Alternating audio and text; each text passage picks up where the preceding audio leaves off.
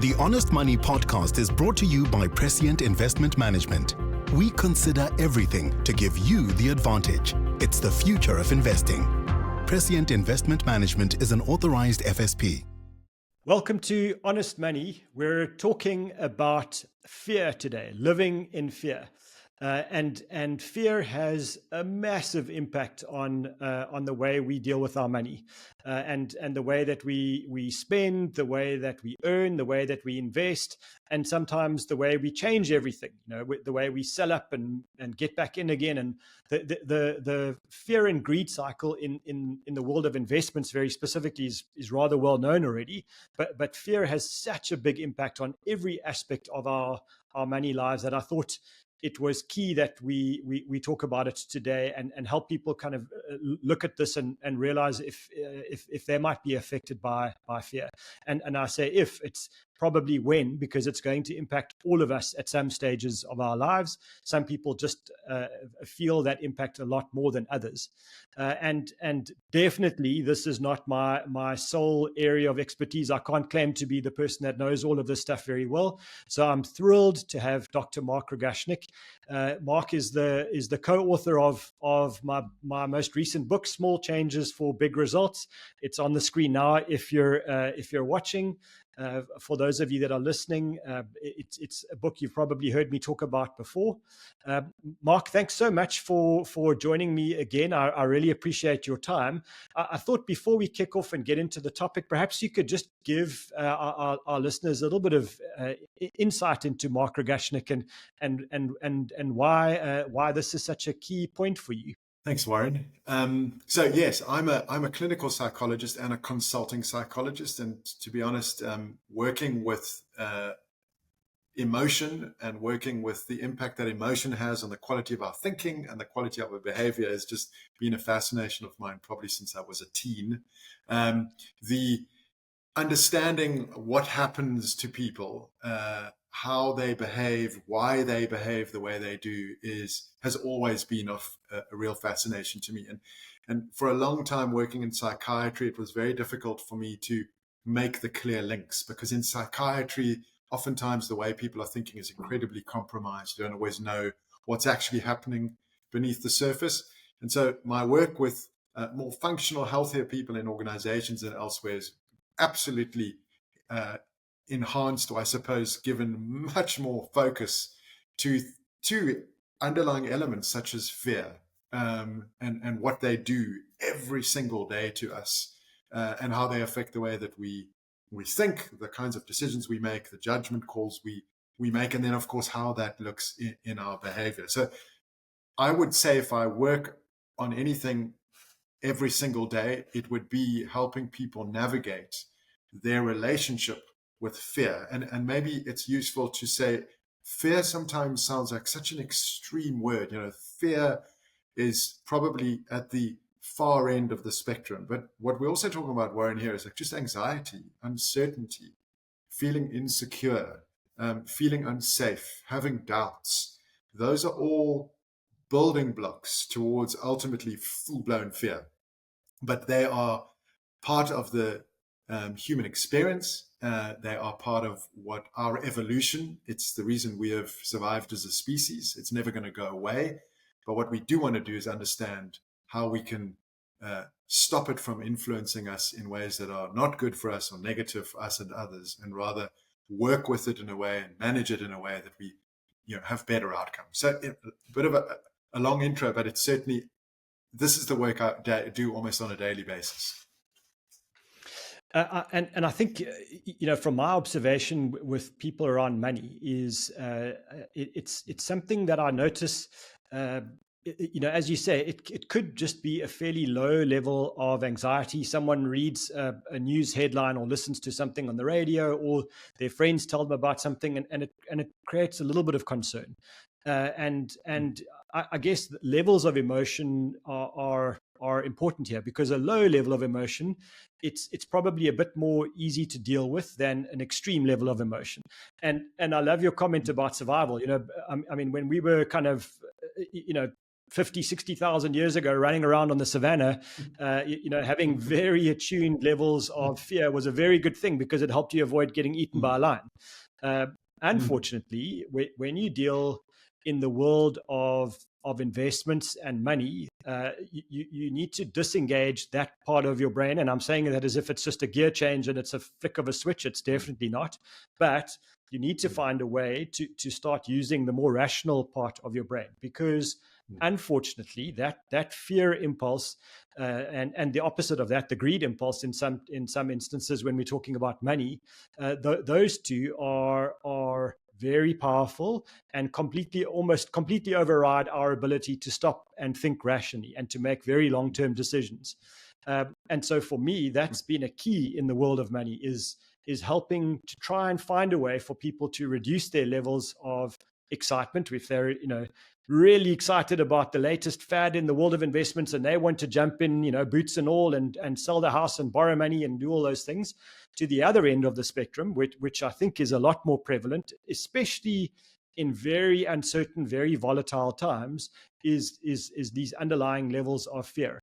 And it took me a long time to realize that sometimes the most intelligent people that I've come across with deep financial knowledge suffer from this the most. And one of the things that I've never studied this, Mark, but one of the things I noticed is the brightest people with the most financial knowledge are almost the most difficult to help when they suffer from these very high, very elevated levels of fear, because they are so used to being the cleverest people in the room. And I'm not saying it from an arrogant point of view. It's their experience from when they were young, at school, et cetera, and they can foresee things down the road that potentially other people can't. And once they've got that experience of seeing widely and seeing 2 or 3 steps ahead, when they see something and when they get a fear impulse, it's actually quite hard for them to listen to someone else, because they're kind of subconsciously potentially thinking, look, I know better than you. So you're telling me not to worry, or that doesn't help because I know more than you. I've seen the problems in the past, and they're coming. Sometimes we put those people into we're dismissive of them and we say they're doomsday preppers, etc. I think that's not the case always. There might be those. I'd hate to put people in a box, but I think there are people that they get this fear impulse. It triggers something when they were very young. And now they live in this heightened state of fear. And driving in South Africa, driving on the roads, reading about crime rates and volatile politicians and volatile markets, and then we get Trump, and then we get Biden, and then it's overwhelming. And I think there is this thing called hypervigilance. I didn't know about it. It's not my term, but it creates this level of fear, which is much higher than it should be for much longer periods of time. And I think that has a huge impact on all people, but especially those that think they or potentially are much brighter than the rest of us. So well summarized, Warren. I mean, I think if I had to break the steps down towards hypervigilance, because that's a really important phrase we want to like really noodle on. Firstly, money and our relationship with money has become a little bit like our relationship with the lion on the savannah 60,000 years ago. There was a lot of what we have developed as coping strategies to survive. They've diminished in our lives, actually, a lot of them. But what we have become very acutely aware of is that when we lose money, or when we think we're about to lose money or access to money, the immediate feeling we have is that our survival is threatened. And for a host of reasons, the way that we now live our lives and the way communities are set up, we feel like without money, we're alone, we're devastated, we're under a bridge, we're homeless, we're gone. And so I think it's important to be clear on that our relationship with money is far closer to this sort of survival, not surviving dynamic than maybe it was a long time ago. And as you say, once that gets triggered, once we get triggered into fear, the way that our bodies have evolved, and they're not going to change much. It takes a long time for us to change these things, is our bodies have evolved to reduce all blood flow to our brains and to get quality oxygen and blood flow to our muscles, and for us to be able to move, run, or fight, right? So we've heard about fight, flight, or freeze. But the basics of biology is that when we are fearful of anything, we become tuned, and you said it, we become tuned into the short term rather than the long term. So what is the thing that's causing this danger in front of us? And all of the blood drains from the thing we need the most, which is our brain, to make rational, reasonable decisions. And it goes into activating our limbs and our muscles. It increases our heart rate. It changes the way that we breathe. And it stops our digestion. So our gut and our brain are basically immobilized, and we are now just reacting. And so that's when people make what look like very irrational decisions.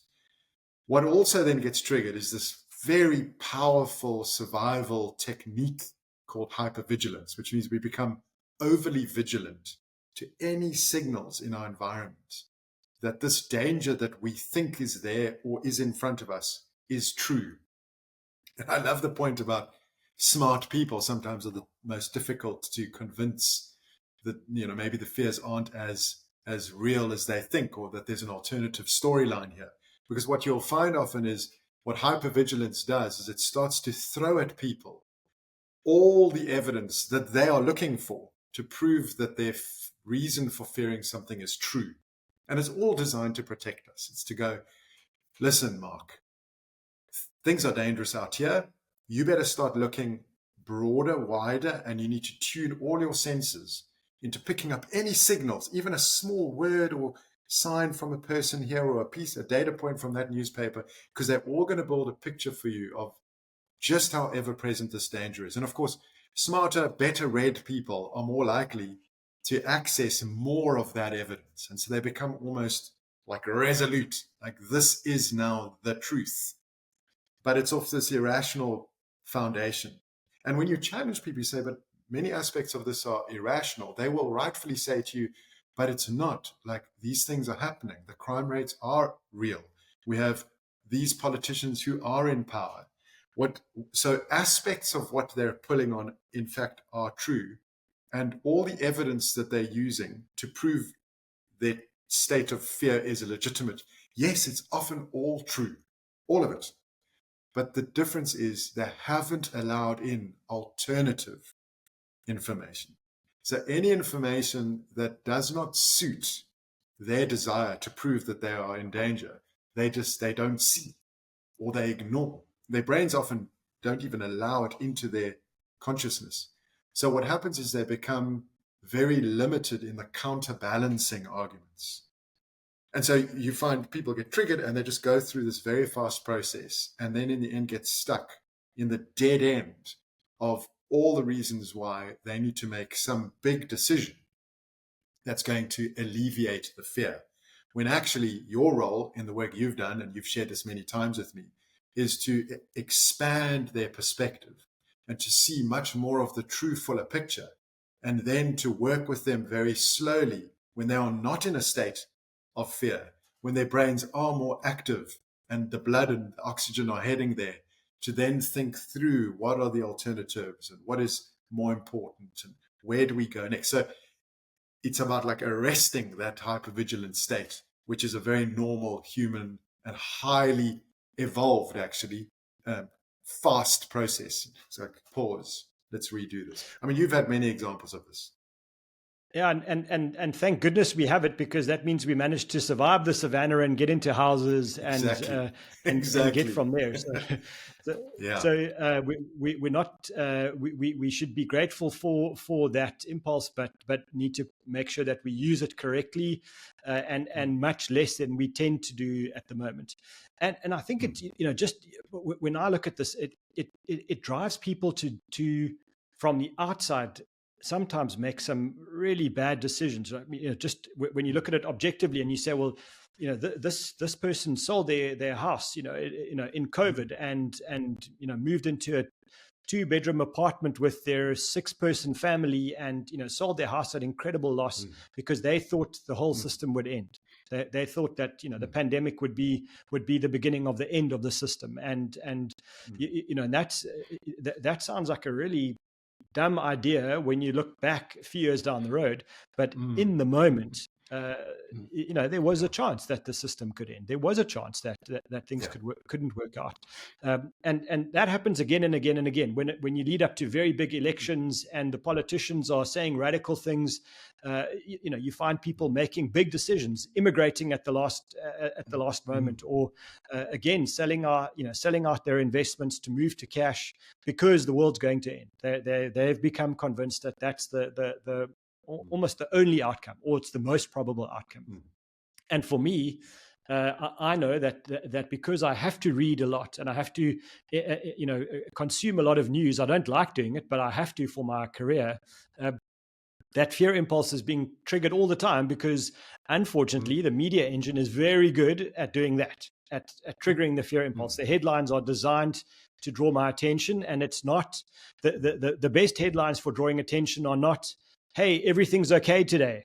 It's you're about to end. Everything's about to end. That's the one we're going to focus on, not the one that says today's going to be a good day. Go out there and conquer. That might happen in the horoscopes, but that's another story. So I find when I'm in that state, I'll read a headline. I saw one recently saying, government's looking at wealth taxes. Now, I think it's economically a terrible idea, personally a terrible idea, for my clients a terrible idea. And immediately I start asking the bad question, which is, what if this happens? And now I'm learning to recognize that. And I say to myself, okay, you've just asked that question. Why don't we turn it around and say, what if it doesn't happen?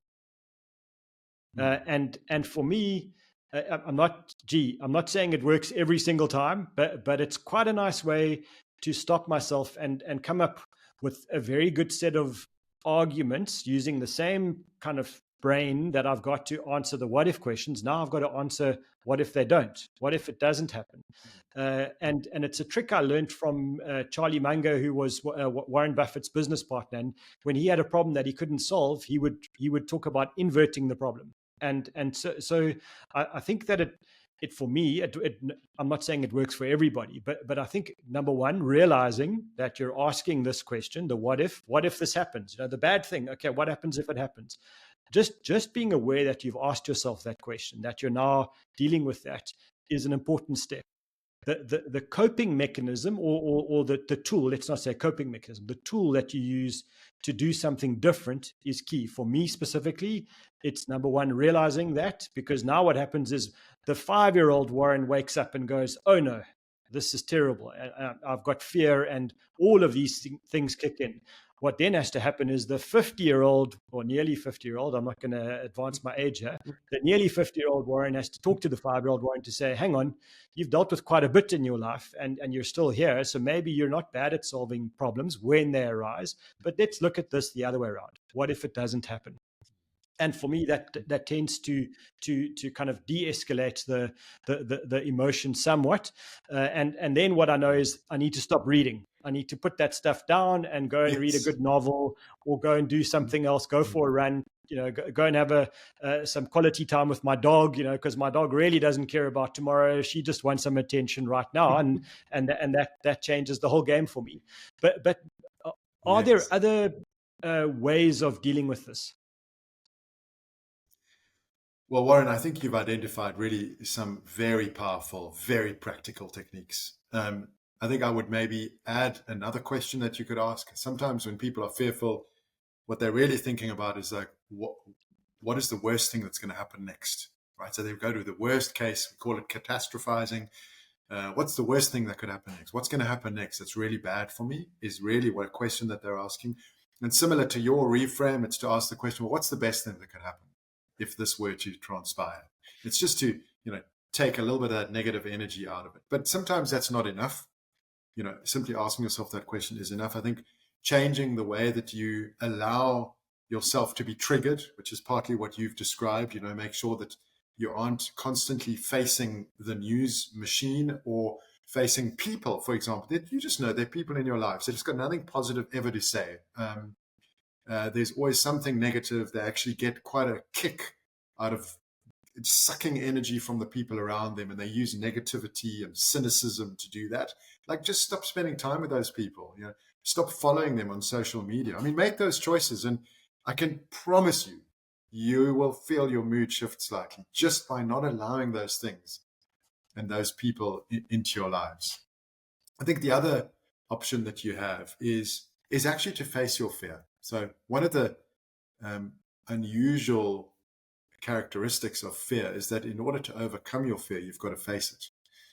You've actually got to talk about it, think about it.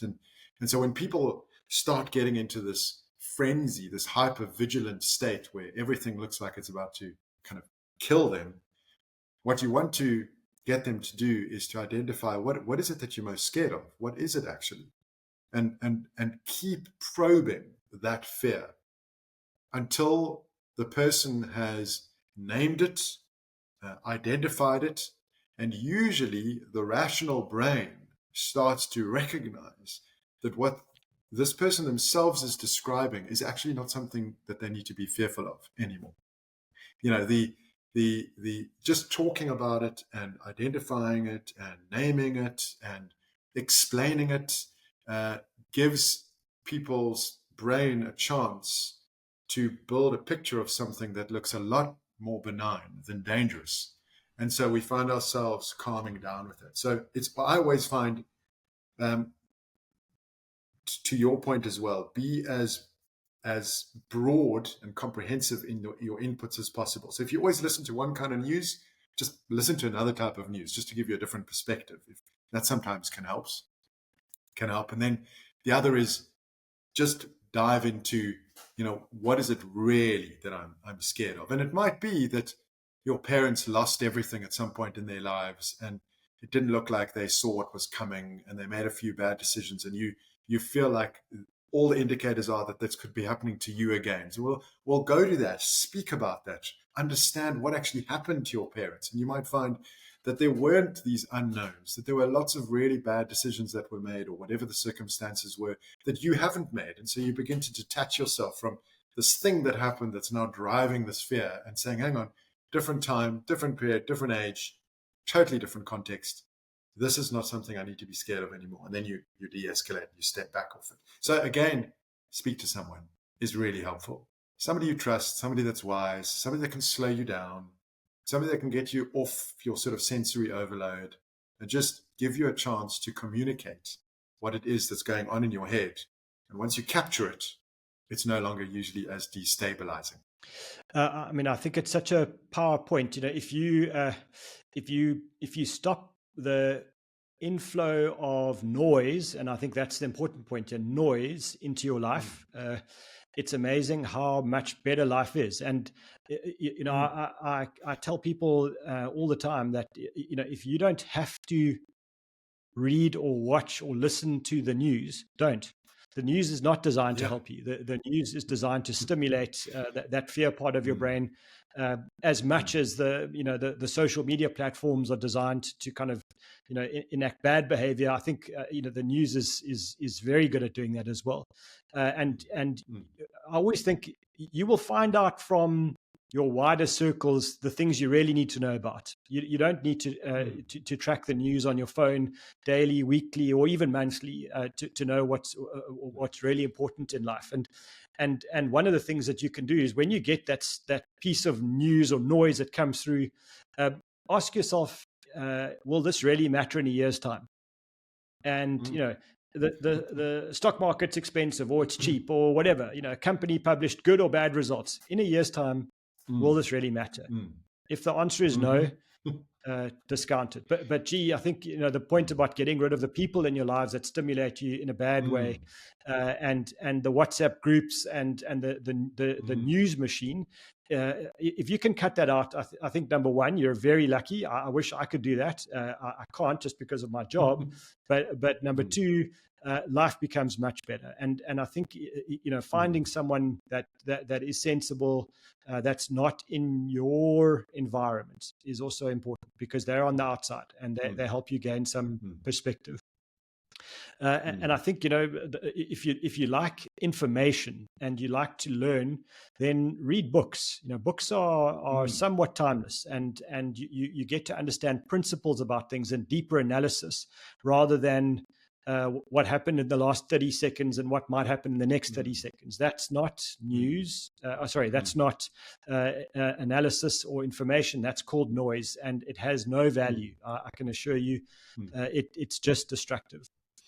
On that note, Marc, we're out of time. You and I seem to have the correct records for the longest Honest Money episodes, and so I want to thank you again for sharing your insights and expertise.